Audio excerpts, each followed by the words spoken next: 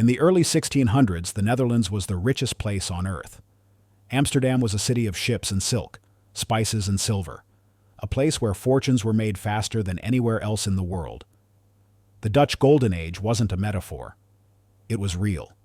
It glowed from every canal, every counting house, every ledger inked in profit. And in that wealth, a new idea began to take shape. A dangerous idea. That land wasn't just land anymore. It was opportunity. It was energy. It was a bet. Property had always been practical. A roof, a field, a place to survive. But in the Netherlands, where prosperity swelled like a rising tide, homes became something new. Tokens in a lottery where the prize was wealth beyond imagination. Amsterdam's population exploded. Merchants returned from Asia with ships full of luxuries. Bankers minted fortunes overnight, and craftsmen doubled their wages every year. Everyone wanted a place to live near the ports, the markets, the centers of trade, but the city wasn't ready for so many dreams, and scarcity births speculation. At first, the housing boom looked harmless, just growing demand in a thriving city. But soon, people realized something intoxicating. The price of land never seemed to stop rising. A house bought for 3,000 guilders sold for 6,000 a year later. Vacant plots doubled before foundations were even laid. Homes became investments, then assets, then objects of obsession. Ordinary families who once wanted a roof now wanted a return. Young men who could barely afford rent were borrowing money to buy land they'd never seen. Retired sailors bought half-built houses purely to resell the promise of them. Prices climbed not because of value, but because people believed they would climb. Amsterdam wasn't building a city anymore. It was building a casino, and the bets grew bolder. People began trading claims to homes, pieces of paper representing property that didn't exist yet. Contracts circulated like currency. You could buy a house today, sell the rights tomorrow, and never see a single brick. Real estate became a fever, a dream of effortless profit, a ticket out of the ordinary world. The Dutch thought they were inventing a shortcut to wealth. What they were really inventing was the world's first housing bubble. A bubble that would not only destroy fortunes, but begin the slow collapse of an entire kingdom. Real estate fever didn't begin with a crash. It began with a rumor. Whispers spread through Amsterdam's taverns and counting houses that a neighbor had doubled his money flipping a plot of land. A merchant claimed he bought a half-finished home and sold it for twice the price before the roof was even built. A sailor bragged that one transaction had earned him more than a year at sea. At first, it sounded like luck. Then, it started sounding like a pattern. In a nation built on trade, a nation addicted to the thrill of buying low and selling high, these stories were irresistible. The Dutch had mastered speculation in tulips, spices, and exotic goods. Real estate was simply the next frontier. A new commodity. A new game. And this game seemed easy. The country was booming. Ships returned daily with fortunes from the East Indies. Farmers flocked to the cities.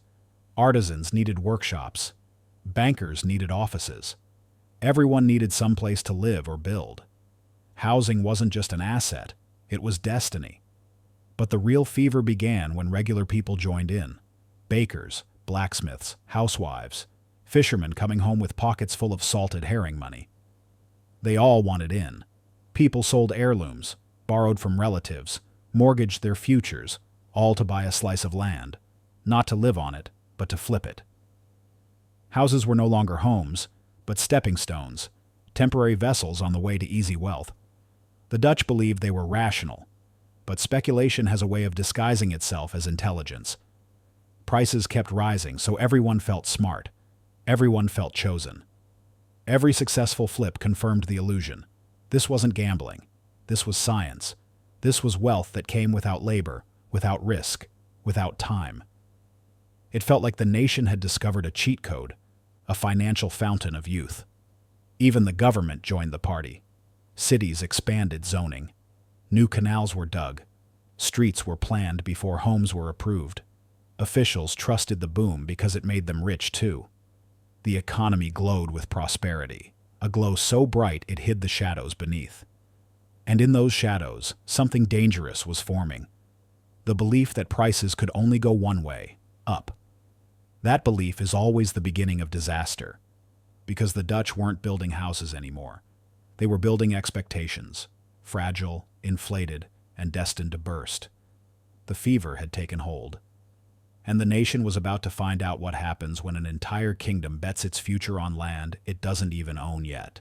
The Dutch housing boom didn't collapse because people built too many homes. It collapsed because people started buying homes that didn't exist. By the mid-1630s, the real estate frenzy had mutated into something far stranger, a market where the most valuable properties weren't buildings, but promises. Amsterdam's wealthiest merchants weren't buying houses anymore. They were buying claims to houses, contracts for future construction, or even the right to purchase a plot once a previous buyer backed out. These weren't homes. They were ideas. And ideas are dangerously easy to multiply. Contracts became currency. A piece of paper worth 1,000 guilders today could be sold for 1,500 tomorrow, 2,000 the week after. People bought and sold these contracts like lottery tickets. Land changed hands dozens of times before a single brick was laid. Entire neighborhoods existed only on parchment. Entire fortunes built on foundations no one had ever touched. Amsterdam transformed into a trading floor for imaginary property.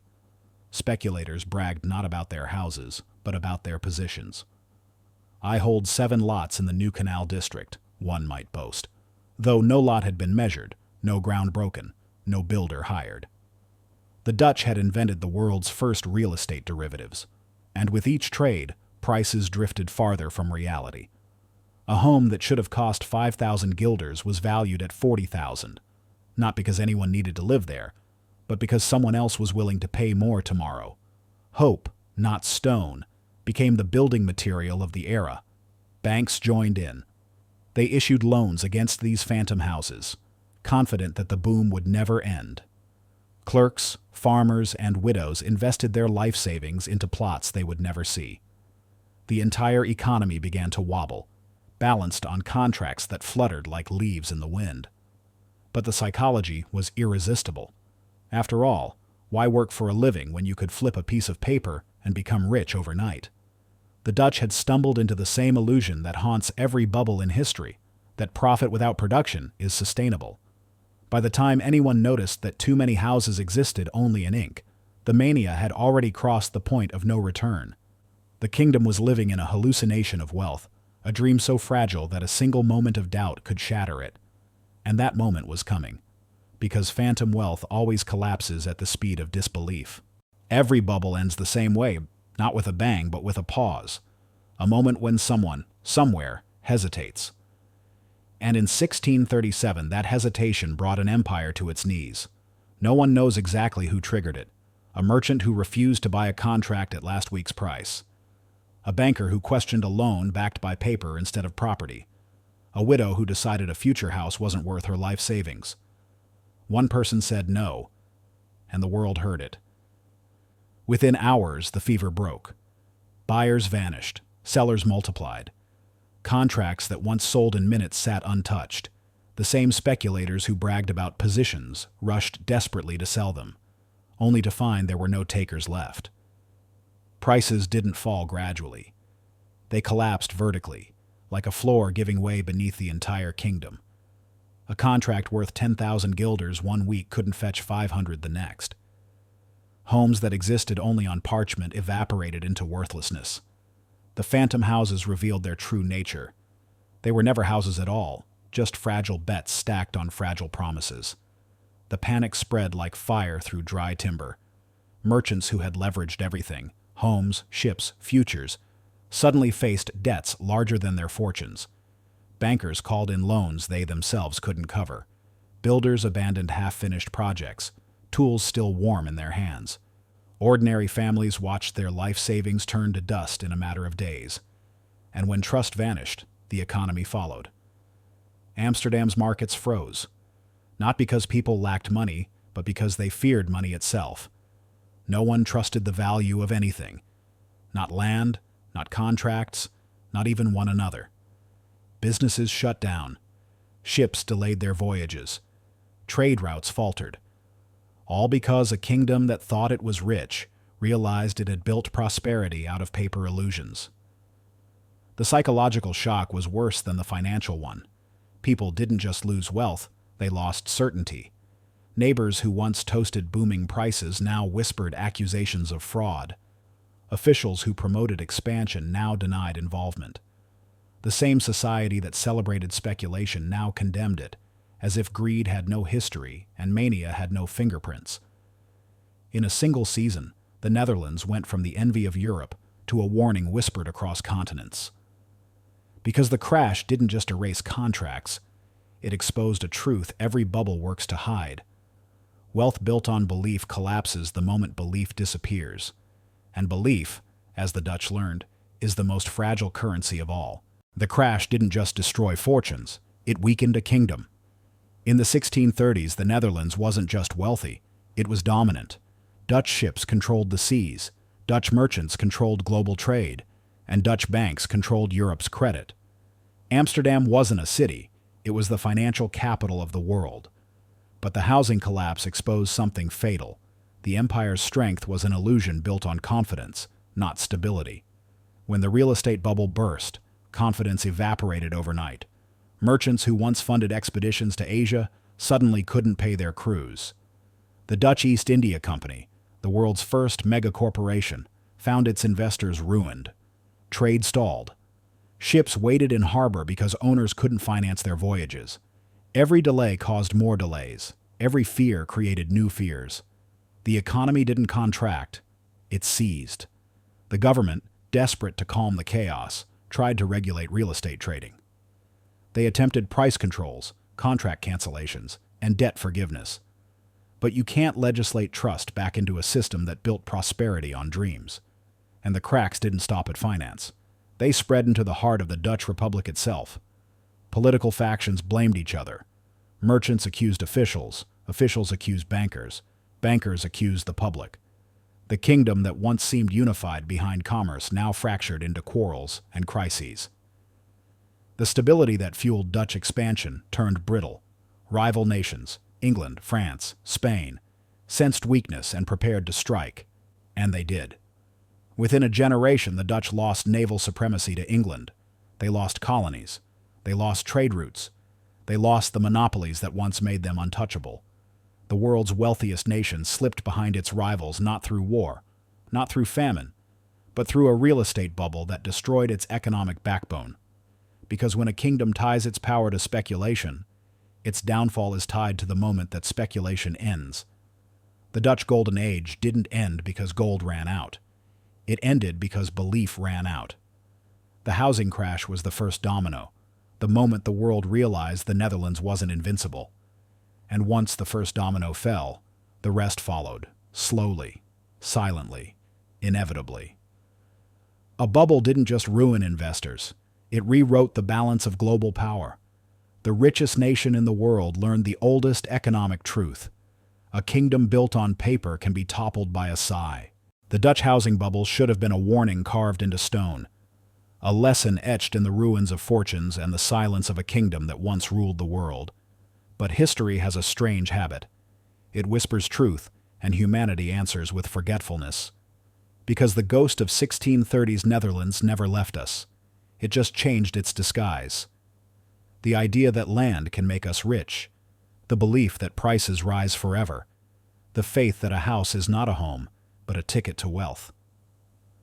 All of it was born in Amsterdam 4 centuries ago, and all of it still lives today, in every booming city, every over-leveraged mortgage, every bidding war that turns shelter into speculation. Modern markets think they discovered real estate mania, but the Dutch lived it first.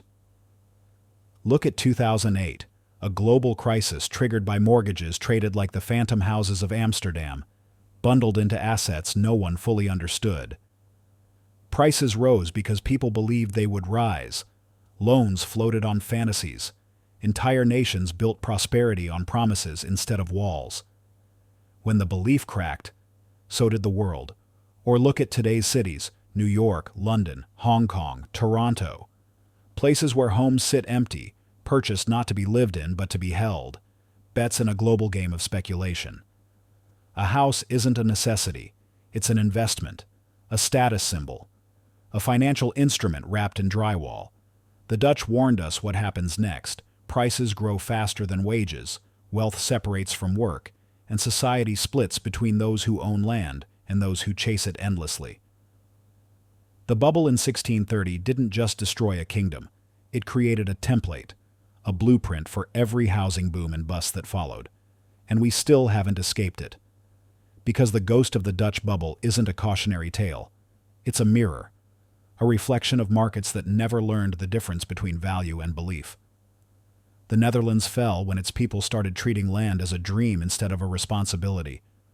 We're repeating that dream, bigger, faster, and with far more at stake. The first housing bubble didn't disappear in history. It became history. And until we learn what the Dutch learned the hard way, that ghost will keep returning, knocking on the walls we build, reminding us that the most dangerous thing about real estate is believing it can only go up.